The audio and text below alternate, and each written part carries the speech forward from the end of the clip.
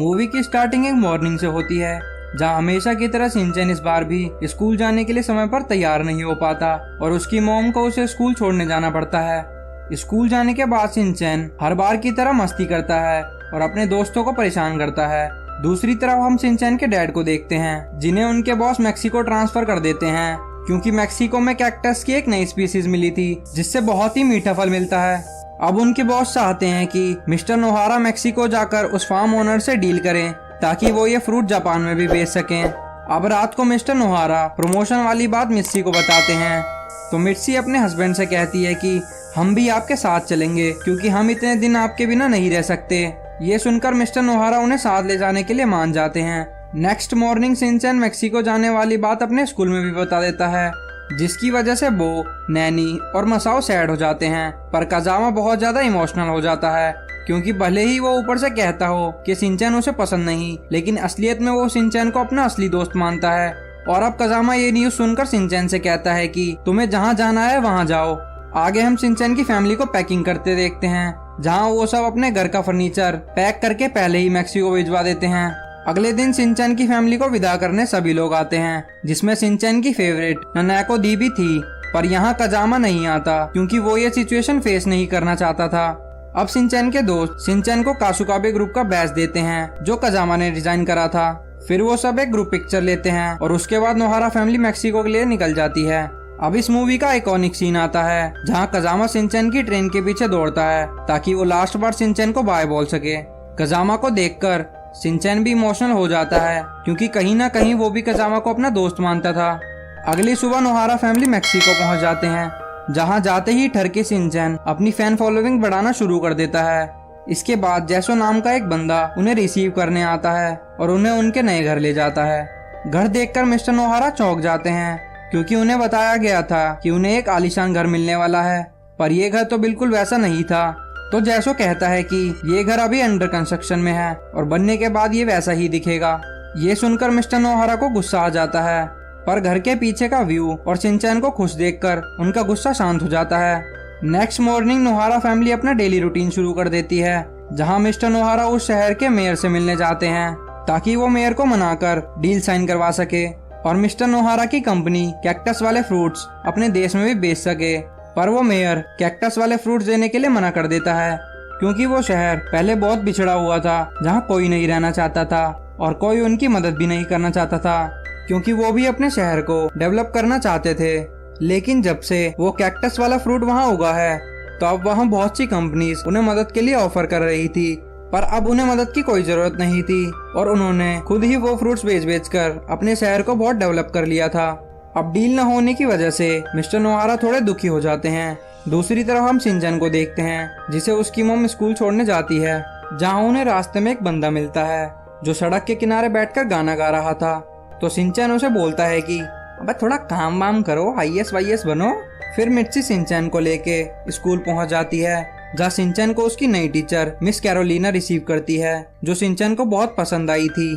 आगे miss Carolina पूरी class को डांस सिखा रही थी, तो शिनचैन मैडम को अपने साथ डांस करने का ऑफर कर देता है, जिसपे मिस कैरोलिना कहती है कि वो शिनचैन के साथ कैक्टस फेस्टिवल पे जरूर डांस करेंगी, जो कि कुछ ही दिनों में आने वाला था। ये सुनकर शिनचैन बहुत खुश हो जाता है।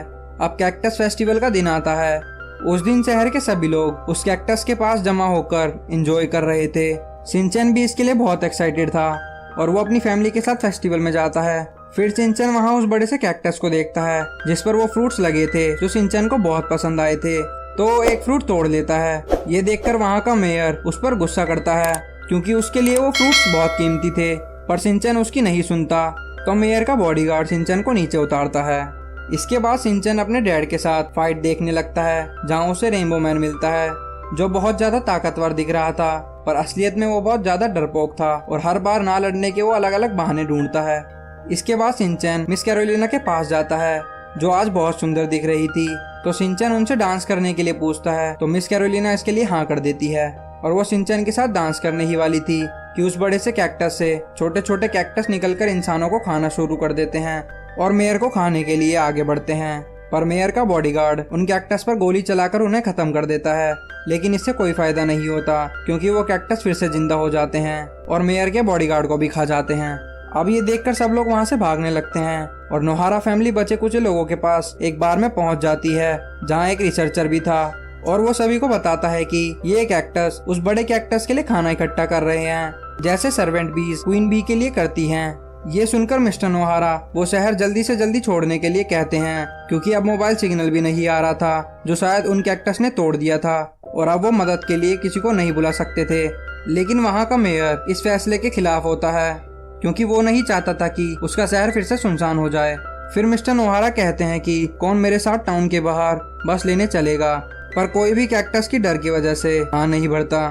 थोड़ी देर बाद हिमावारी का दूध खत्म हो जाता है, तो उस बार का ओनर कहता है कि यहीं पास में एक दुकान है जहाँ सारा सामान मिलता है। तो मिस्टर नोहारा फैसला करते हैं कि वो दूध और बाकी कुछ खाने का सामान लेने जाएंगे और उनके साथ एक लड़की भी जाती है जो पूरे दिन फोन में लगी रहती थी और उसे उस स्टोर से चार्जर लेना था। अब शॉप पर पहुंचने पर वो देखते हैं कि शिनचैन भी उनके साथ आ गया है। फिर वो तीनों अपना सामान लेने लगते हैं, जहाँ शिनचैन कुछ टॉय कार्स को देखकर उन्हें चलाने लगता है, जिसकी आवाज से बहुत सारे कैक्टस वहाँ आ जाते हैं। इसके बाद वो तीनों जल्दी से उस बार की तरफ भागते हैं और वक्त पर बार के अंदर चले जाते हैं। लेकिन वो सभी कैक्टस दीवार तोड़कर अंदर आने लगते हैं, तो वो सब जल्दी से भागकर बस स्टैंड आ जाते हैं, जहां वो एक बस में बैठकर उसे तेजी से चलाने लगते हैं। पर शिनचैन देखता है बस में पहले से ही एक कैक्टस मौजूद है और बाकी कैक्टस भी बहुत तेजी से उनका पीछा कर रहे हैं। अब जो कैक्टस बस में था वो बस ड्राइवर को खा जाता है और बाकियों को खाने के लिए उनके पास आता है। तभी शिनचैन ब्रेक लगाने के लिए बस के आगे जाता है, क्योंकि आगे पहाड़ी थी। पर शिनचैन को ये नहीं पता था कि ब्रेक और एक्सीलेटर में से ब्रेक कौन सा है। तो शिनचैन गलती से एक्सीलेटर दबा देता है, जिसकी वजह से बस तेजी से पहाड़ी की तरफ जाने लगती है। तभी मिस्सी शिनचैन को बताती है कि जिस हाथ से तुम राइस बॉल पकड़ते हो वो ब्रेक होता है। तो शिनचैन जल्दी से ब्रेक दबा देता है और बस पहाड़ी से टकराते टकराते बचती है। अब वो सारे कैक्टस उन्हें घेर लेते हैं, पर तभी गाड़ी का रेडियो चालू हो जाता है और सारे कैक्टस बस पर चढ़ जाते हैं और उन सबको पता चलता है कि कैक्टस को दिखाई नहीं देता और वो बस आवाज से लोगों को फॉलो करते हैं। इसके बाद वो सब कैक्टस लैंड जाते हैं जो उस शहर का अम्यूजमेंट पार्क था। फिर वो गिटार वाला आदमी और रेनबो मैन कोक लेकर आते हैं, क्योंकि उन्हें वहाँ खाने का कोई सामान नहीं मिलता है। और शिनचैन भी कहीं से एक बॉक्स ले आता है जिसमें डायनामाइट थे, लेकिन वो मेयर कहता है कि ये तो बस पेंसिल बॉक्स है। पर जैसे ही मेयर उसे खोलने की कोशिश करता है तो उसे समझ आता है कि ये डायनामाइट ही है जो यहाँ के वर्कर पत्थर तोड़ने में यूज करते हैं। अब डायनामाइट देखकर वो सब एक प्लान बनाते हैं कि वो सब आवाज करके सभी कैक्टस को पुल के इस साइड बुला लेंगे और डायनामाइट से उन्हें उड़ा देंगे, और जितनी देर में वो वापस जिंदा होंगे वो सब पुल पार करके शहर के बाहर चले जाएंगे। इसके बाद वो सब ऐसा ही करते हैं, जहाँ वो एक आवाज वाले टॉय पर डायनामाइट बांधकर उसे चालू कर देते हैं ताकि कैक्टस उस टॉय के पीछे जाएं। लेकिन मेयर की गलती की वजह से वो टॉय पुल की तरफ मुड़ जाता है और डायनामाइट की ब्लास्ट की वजह से वो पुल टूट जाता है।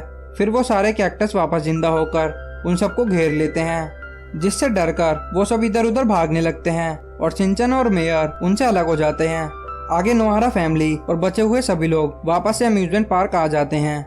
दूसरी तरफ हम शिनचैन और मेयर को देखते हैं जो खाने के लिए कुछ सामान लेते हैं, क्योंकि उन्होंने कई देर से कुछ नहीं खाया था। अब खाना खाने के बाद शिनचैन टॉयलेट जाता है, जहाँ उसके पीछे एक कैक्टस लग जाता है और शिनचैन गलती से उस कैक्टस पर ही टॉयलेट कर देता है, जिसकी वजह से वो कैक्टस पिघल जाता है और वापस जिंदा नहीं होता। इसके बाद मेयर और शिनचैन कैक्टस लैंड जाते हैं, जहाँ शिनचैन सभी को कैक्टस के पिघलने वाली बात बताता है। फिर सभी लोग एक टॉय से एक कैक्टस को वहाँ बुलाते हैं और उस पर पानी डालकर चेक करते हैं। पानी डालते ही वो कैक्टस पिघल जाता है और यहाँ सभी समझ जाते हैं कि पानी इनकी कमजोरी है।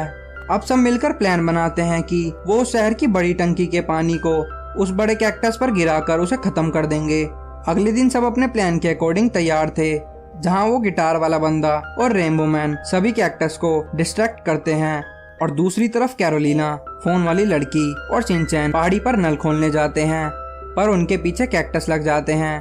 तो वो फोन वाली लड़की अपने फोन से उन कैक्टस को कंफ्यूज करती है और फिर वो तीनों नल चालू करके नीचे आ जाते हैं, जहाँ मिस्सी और मिस्टर नोहारा पानी एक बड़े से रबर टॉय में भर लेते हैं ताकि वो उस टॉय को ढलान से नीचे गिराकर उस बड़े से कैक्टस को मार दें। अब वो सब यही करते हैं, पर शिनचैन गलती से टॉय से हाथ नहीं हटाता, जिसकी वजह से वो भी टॉय के साथ नीचे खिसकने लगता है। पर जब वो टॉय नीचे जाके उस कैक्टस से टकराता है तो वो नहीं फटता, क्योंकि उसके पैरों में कांटे नहीं थे। अब तेजी से रुकने की वजह से वो रबड़ वाला टॉय शिनचैन को हवा में उछाल देता है और तब शिनचैन वो कासुकाबे ग्रुप का बैच निकाल कर उसके पीछे की पिन उस रबर के टॉय में मार देता है, जिसकी वजह से वो टॉय फट जाता है और वो बड़ा कैक्टस पिघल जाता है। आगे हम देखते हैं कि वो सभी लोग जिंदा थे जिन्हें कैक्टस ने खाया था, क्योंकि कैक्टस की डाइजेशन प्रोसेस में बहुत टाइम लगता है। ये देखकर सारे हैप्पी हो जाते हैं और इसी के साथ ये मूवी खत्म हो जाती है। मूवी को पूरा देखने के लिए आपका शुक्रिया। मूवी का कौन सा पार्ट आपको सबसे अच्छा लगा कमेंट कर जरूर बताएं। वीडियो को लाइक और शेयर करना ना भूलें और मिलते हैं आपसे अगली बार।